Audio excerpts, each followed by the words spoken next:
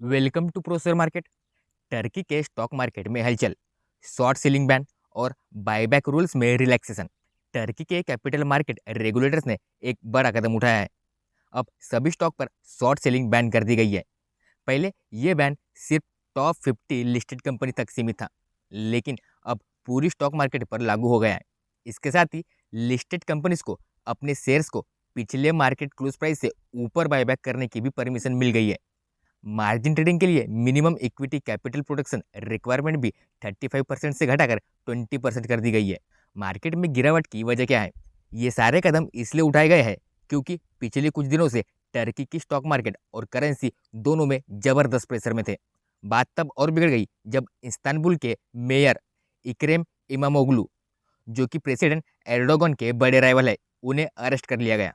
Imamoglu की detention का असर सीधा मार्केट पर पड़ा। इन्वेस्टर्स ने पैनिक सेलिंग शुरू कर दी, जिस वजह से टर्किश लिरा अपने लोएस्ट लेवल तक गिर गया और बॉन्ड यील्ड भी ऊपर चले गए। बैंकिंग स्टॉक्स इंडेक्स ने अपना सबसे बड़ा वीकली लॉस 2001 के बाद देखा है। सेंट्रल बैंक का इमरजेंसी एक्शन, मार्केट क्रैश और लिरा की गिरावट देखते हुए टर्किश के सेंट्रल बैंक ने तुरंत एक अनशेड्यूल्ड मीटिंग बुलाई और एक की इंटरेस्ट रेट बढ़ाने का फैसला लिया। ये स्टेप्स इन्वेस्टर को कॉन्फिडेंस देने और मार्केट को स्टेबलाइज करने के लिए उठाया गया। क्या ये स्टेप्स मार्केट को संभाल पाएगा? शॉर्ट सेलिंग बैन और शेयर बायबैक रूल्स में रिलैक्सेशन से मार्केट को थोड़ा सपोर्ट मिलेगा, लेकिन असली इम्पैक्ट इन्वेस्टर के सेंटीमेंट पर डिपेंड करेगा। पॉलिटिकल इंस्टेबिलिटी, राइजिंग इन्फ्लेशन और वीक करेंसी जैसे फैक्टर्स अब भी मार्केट के लिए बड़ा कंसर्न बने हुए हैं। आने वाले दिनों में ये देखना इंटरेस्टिंग होगा कि टर्की का स्टॉक मार्केट इन नए रूल्स का कैसे रिएक्शन देता है और इन्वेस्टर का ट्रस्ट वापस कैसे बिल्डअप होता है। सोने के तेजी से भाव बढ़े, मगर ज्वेलर्स के शोरूम खाली। गोल्ड के दाम नए रिकॉर्ड तोड़ रहे हैं, लेकिन एशिया और मिडिल ईस्ट के ज्वेलर्स के लिए ये अच्छी खबर नहीं बनी है। कस्टमर नए गहने लेने के बजाय पुराने ज्वेलरी और कॉइन्स बेचने के लिए लाइन लगा रहे हैं। अगर ये सेलिंग का ट्रेंड ऐसा ही चलता रहा तो बड़े मार्केट्स में गोल्ड इंपोर्ट्स गिर सकते हैं, जिससे सोने की प्राइस रैली को थोड़ा ब्रेक लग सकता है। इंडस्ट्री एक्सपर्ट का मानना है कि ये शिफ्ट गोल्ड मार्केट की डायनामिक्स को बदल सकता है। मार्च 14 को गोल्ड ने पहली बार $3000 पर आउंस का लेवल पार किया है और उसके बाद भी प्राइस चढ़ते गए। इस साल गोल्ड प्राइसेस 15% से ज़्यादा बढ़ चुके हैं, जो पॉलिटिकल और फाइनेंशियल अनसर्टेनिटी का नतीजा है। 2024 में भी गोल्ड लगभग 30% का तेजी से बढ़ा था, जो स्क्रैप गोल्ड बायर्स के लिए एक नए मौके जैसा बन गया है। मुंबई के जावेरी बाजार, जो इंडिया का सबसे बड़ा बुलियन मार्केट है, वहाँ स्क्रैप गोल्ड बायर्स का बिजनेस जोर पकड़ रहा है। टेक्सटाइल ट्रेडर्स उन्मेष पटेल ने कहा, उन्होंने सिर्फ 7 महीने पहले लिए गए 4 10 ग्राम के गोल्ड कॉइन्स बेचकर 25% का प्रॉफिट कमा लिया। ये सब तब हुआ जब इंडियन गवर्नमेंट ने गोल्ड इंपोर्ट ड्यूटीज कट की थी। इंडिया में डोमेस्टिक गोल्ड प्राइसेस 32% बढ़कर 89,796 रुपीज़ पर 10 ग्राम का रिकॉर्ड हाई छू गया है।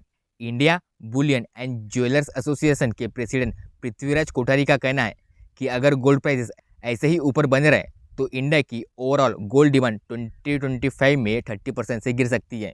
लोग इतनी तेज प्राइस बढ़ने से परेशान है। उनका बजट तो नहीं बढ़ रहा, लेकिन सोना महंगा होता जा रहा है। शादियों का सीजन, मगर सोना नहीं बिक रहा। इंडिया में शादियों का पीक सीजन चल रहा है, लेकिन ज्वेलर्स के शोरूम में भीड़ आधी से भी कम है। डीलर्स का कहना है कि लोग नए गोल्ड खरीदने के बजाय पुराने गहने एक्सचेंज कर रहे हैं। इंडिया का स्क्रैप गोल्ड सप्लाई 2024 में 114 टन था, जो 2025 में और बढ़ने की उम्मीद है। इंडिया अपनी गोल्ड डिमांड का मेजर हिस्सा इंपोर्ट करता है और चाइना भी अपनी डिमांड का 2/3 हिस्सा इंपोर्ट से पूरा कर सकता है। दुबई के बुलियन डीलर्स का कहना है कि इंडियन टूरिस्ट जो पहले दुबई में सस्ता गोल्ड खरीदते थे, अब वो भी होल्ड पे है। यूएई में 60% गोल्ड डिमांड ज्वेलरी के लिए होती है, लेकिन प्राइसेस हाई होने की वजह से लोग कम वेट वाले ज्वेलरी डिज़ाइन पसंद कर रहे हैं। वर्ल्ड गोल्ड काउंसिल के एंड्रू नाइलर के मुताबिक पिछले साल कम वॉल्यूम में ज्वेलरी बिकी, मगर टोटल वैल्यू ज़्यादा थी क्योंकि लोग महंगी चीज़ें छोटी क्वांटिटी में ले रहे थे। चाइना में भी गोल्ड ज्वेलरी की डिमांड स्लो है। वहाँ लोग क्राफ्टेड ज्वेलरी के एक्स्ट्रा चार्जेस से बचने के लिए कॉइन और बार्स ज़्यादा पसंद कर रहे हैं। ये ट्रेंड दिखाता है कि लोग गोल्ड को सिर्फ कल्चरल वैल्यू के लिए नहीं, बल्कि एक फाइनेंशियल एसेट के तौर पर भी देख रहे हैं। एनालिस्ट का कहना है कि ज्वेलरी की डिमांड तो वीक रह सकती है, मगर बुलियंस में इन्वेस्टमेंट डिमांड स्ट्रांग बन सकता है। डीएलएफ का बड़ा धमाका, 20,000 करोड़ का इन्वेस्टमेंट, 43,000 करोड़ का सरप्लस कैश। इंडिया की real estate giant DLF limited अगले कुछ सालों में 20,000 करोड़ इन्वेस्ट करेंगी ताकि अपने पहले से शुरू रेसिडेंशियल प्रोजेक्ट को कंप्लीट कर सके। साथ ही ये प्रोजेक्ट 43,000 करोड़ का टोटल सरप्लस कैश जनरेट करने का पोटेंशियल रखता है। फ्राइडे को स्टॉक एक्सचेंज की वेबसाइट पर अपलोड की गई एक कॉर्पोरेट प्रेजेंटेशन के मुताबिक डीएलएफ ने हाउसिंग और rental business growth strategy share की है। ये स्ट्रेटेजी दो मेजर एरियाज पर फोकस करती है। पहला, हाउसिंग प्रोजेक्ट, जिसमें ऑलरेडी लॉन्च प्रोजेक्ट का पेंडिंग कॉस्ट 20,000 करोड़ का है। दूसरा, रेंटल बिजनेस, जिसमें कमर्शियल प्रॉपर्टी जैसे ऑफिस और रिटेल स्पेसेस डेवलप किए जा रहे हैं। डीएलएफ ने पिछले कुछ सालों में गुड़गांव में multiple luxury housing project launch किया है, जिसमें द दहलियाज भी शामिल है, जो 35,000 करोड़ का रेवेन्यू पोटेंशियल रखता है। डीएलएफ के पास मजबूत फाइनेंशियल बैकअप। दिसंबर क्वार्टर के एंड तक डीएलएफ के पास 9,000 करोड़ का कैश बैलेंस था और जो हाउसिंग यूनिट्स बेच चुकी है उनसे 30,000 करोड़ का रिसीवेबल पेंडिंग है। अगर दिसंबर क्वार्टर तक लॉन्च मगर अनसोल्ड इन्वेंटरी को देखा जाए तो ये 24,000 करोड़ का सरप्लस कैश पोटेंशियल रखता है। मतलब जब total pending construction cost include की जाए तो लॉन्च प्रोजेक्ट से 43,000 करोड़ का सरप्लस कैश जनरेट होने का पूरा चांस है। डीएलएफ सिर्फ हाउसिंग सेक्टर में नहीं बल्कि रेंटल बिजनेस में भी एग्रेसिवली एक्सपांड कर रहा है। कंपनी ने अनाउंस किया है कि 20,000 करोड़ का इन्वेस्टमेंट मीडियम टर्म 5 साल में कमर्शियल प्रॉपर्टी के लिए किया जाएगा, जिसमें ऑफिसेस और रिटेल स्पेसेस शामिल है। डीएलएफ ने अपनी एन्युटी बिजनेस पोर्टफोलियो भी शेयर किया, जिसमें 44 मिलियन स्क्वायर फीट के रेंटल एसेट है, जिसमें 93% ऑक्यूपेंसी है। मीडियम टर्म में ये 73 मिलियन स्क्वायर फीट तक पहुंचने का प्लान है। डीएलएफ का rental business mainly DCCDL, DLF cyber city developer limited के अंडर आता है, जो डीएलएफ और सिंगापुर बेस्ड जीआईसी का जॉइंट वेंचर है। डीएलएफ का इसमें 67% का हिस्सा है। डीएलएफ की रेंटल आर्म डीसीसीडीएल 6,000 करोड़ का इन्वेस्टमेंट करके 75 लाख स्क्वायर फीट के नए ऑफिस और रिटेल स्पेस बना रही है। गुड़गांव में डीएलएफ डाउनटाउन का नए फेज में 5.5 मिलियन स्क्वायर फीट के grade A1 plus office space का कंस्ट्रक्शन शुरू हो चुका है। DLF mall of India Gurgaon भी 20 लाख स्क्वायर फीट एरिया में डेवलप हो रहा है। डीएलएफ ने कहा है कि उसके पास हाई क्वालिटी लैंड बैंक है, जो इसकी लॉन्ग टर्म सस्टेनेबल ग्रोथ को सपोर्ट करेगा। कंपनी रेसिडेंशियल और कमर्शियल दोनों सेगमेंट में एक्सपांड करने के लिए 220 मिलियन स्क्वायर फीट का डेवलपमेंट पोटेंशियल रखती है। पिछले कुछ सालों में DLF group 185 plus real estate project develop कर चुका है, जो total 352 million square feet area cover करता है। डीएलएफ का ये एग्रेसिव इन्वेस्टमेंट और expansion plan Indian real estate market में उसकी मजबूत पोजीशन दिखाता है। हाउसिंग प्रोजेक्ट्स और रेंटल बिजनेस दोनों में बैलेंस ग्रोथ स्ट्रेटेजी के साथ डीएलएफ अपनी मार्केट लीडरशिप और प्रॉफिटेबिलिटी दोनों को आगे ले जाने के लिए तैयार है। जे कुमार इंफ्रा प्रोजेक्ट को मिला 1021 करोड़ का कोस्टल रोड प्रोजेक्ट। मुंबई की infrastructure giant J Kumar infra project limited ने एक और बड़ा कॉन्ट्रैक्ट अपने नाम कर लिया है। City and industrial development corporation of Maharashtra CIDCO ने कंपनी को 1021 करोड़ का एक मेगा इंफ्रास्ट्रक्चर प्रोजेक्ट दिया है। ये प्रोजेक्ट नवी मुंबई में एक कोस्टल रोड और पेडेस्ट्रियन अंडरपास बनाने के लिए दिया गया है। जे कुमार इंफ्रा प्रोजेक्ट का नाम इंडिया के लीडिंग इंफ्रास्ट्रक्चर कंपनीज में आता है, जो ब्रिजेस, मेट्रो प्रोजेक्ट्स, फ्लाईओवर और अर्बन ट्रांसपोर्ट डेवलपमेंट में स्पेशलिस्ट है। इस नई डील से कंपनी का इंफ्रास्ट्रक्चर सेक्टर में और भी ज़्यादा डोमिनेंस बढ़ने वाला है। कंपनी ने यह भी कंफर्म किया है कि इस प्रोजेक्ट में किसी भी प्रोमोटर या ग्रुप कंपनी का डायरेक्ट इंटरेस्ट नहीं है और यह कॉन्ट्रैक्ट डोमेस्टिक एंटिटी सिडको के द्वारा दिया गया है। इस प्रोजेक्ट से नवी मुंबई में कनेक्टिविटी और ट्रांसपोर्टेशन इंफ्रास्ट्रक्चर सुधरेगा। कोस्टल रोड और पेडिस्ट्रियन अंडरपास से ट्रैफिक कम होगा और लोकल रेसिडेंट के लिए ट्रैवल एक्सपीरियंस और स्मूथ होगा। इंडिया की टेक्सटाइल और पेट्रोकेमिकल इंडस्ट्री की एक बड़ी कंपनी पशुपति एक्रिलॉन लिमिटेड ने अपना नया इथेनॉल प्लांट सक्सेसफुली ऑपरेशनल कर दिया है। कंपनी ने 24 मार्च 2025 को अनाउंस किया कि उसने उत्तर प्रदेश के मोरादाबाद डिस्ट्रिक्ट के तकुड़वारा में 150 किलोलीटर पर डे कैपेसिटी का grain based ethanol plant start कर दिया है। ये इथेनॉल प्लांट क्यों जरूरी है? ग्रीन एनर्जी और सस्टेनेबल फ्यूचर। इथेनॉल एक क्लीन फ्यूल है जो पेट्रोल के साथ मिक्स करके व्हीकल इमिशन कम करने में मदद करता है। ये इंडिया के बायोफ्यूल पॉलिसी और एनर्जी सिक्योरिटी गोल्स को सपोर्ट करेगा। गवर्नमेंट का भी सपोर्ट। भारत सरकार इथेनॉल ब्लेंडेड पेट्रोल प्रोग्राम को एग्रेसिवली प्रमोट कर रही है, जिसमें इथेनॉल ब्लेंडिंग का टारगेट 20% तक पहुंचना है। एग्रीकल्चर को बूस्ट। ये प्लांट ग्रेन बेस्ड इथेनॉल बनाएगा, जिससे फार्मर के लिए एक नया डिमांड सेगमेंट क्रिएट होगा और उनका इनकम भी बढ़ने के चांसेस हैं। पशुपति एक्रिलॉन लिमिटेड टेक्सटाइल और पेट्रोकेमिकल इंडस्ट्री में एक इस्टेब्लिश नाम है। ये इथेनॉल प्रोडक्शन स्टार्ट करना कंपनी की डाइवर्सिफिकेशन स्ट्रेटजी का हिस्सा है, जो कंपनी के बिजनेस और एक्सपेंशन और प्रॉफिटेबिलिटी में एक बड़ा रोल प्ले करेगा। कंपनी के लिए क्या होगा इसका इम्पैक्ट? Revenue growth. इथेनॉल एक हाई डिमांड प्रोडक्ट है और इस प्लांट से कंपनी का रेवेन्यू और प्रॉफिटेबिलिटी दोनों बढ़ने की संभावना है। गवर्नमेंट पॉलिसीज का benefit. Indian government ethanol blending को एग्रेसिवली प्रमोट कर रही है, तो कंपनी को लॉन्ग टर्म बिजनेस स्टेबिलिटी मिलेगी। मार्केट पोजिशनिंग स्ट्रांग हुई। इथेनॉल सेक्टर में इंटर करके पशुपति एग्रोनॉट अपनी मार्केट प्रेजेंस और एक्सपांड करेंगी, जो इन्वेस्टर के लिए एक पॉजिटिव साइन हो सकता है। रुद्रा गैस को मिला 33.21 करोड़ का मेगा कॉन्ट्रैक्ट। बीपीसीएल ने दी लेटर ऑफ अवार्ड। ये कॉन्ट्रैक्ट वेस्ट बंगाल के अलीपुरद्वार और कुकबेहार में सिटी डिस्ट्रीब्यूशन प्रोजेक्ट के लिए दिया गया है। Gas pipeline laying and connectivity works है।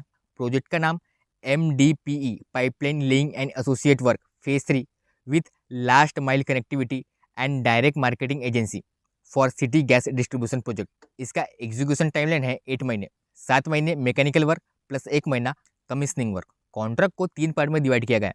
पहला, Cooch Behar city area, ward number 1 to 20 11 crore. Part B, Cooch Behar ग्राम panchayat 12 crore. Part C, Baneshwar and Birpara Chowpatty 9 crore.